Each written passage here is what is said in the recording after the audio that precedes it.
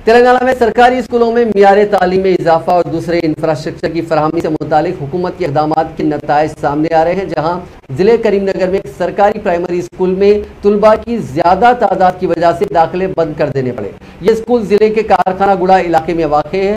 बड़े शहरों के नामवर कॉन्वेंट स्कूल्स में दाखिले बंद कर देने से मुतालिक बोर्ड्स तो आवेजान देखे जाते हैं, लेकिन ये शायद पहली मरतबा है कि किसी सरकारी स्कूल में दाखिले रोक दिए गए।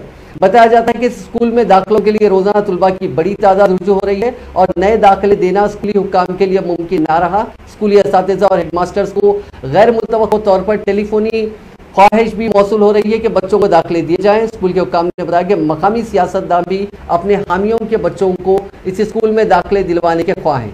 13 जून को स्कूलों की कुशादगी के बाद पहले ही सरकारी प्राइमरी स्कूल में 150 तुलबा को 10 दिन के अंदर दाखिले दे दिए गए, जहां मुख्तलिफ क्लासेस में जेर तालीम तुलबा की तादाद 360 बताई गई।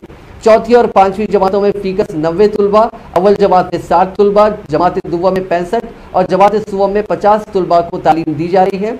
स्कूल के एक ज़राए ने बताया कि हालांकि तुलबा को मुख्तलिफ सेक्शंस में तकसीम करने के बाद क्लासरूम्स की तादाद तो दस्तियाब है, लेकिन बच्चों को पढ़ाने के लिए असातिज़ा दस्तियाब नहीं है।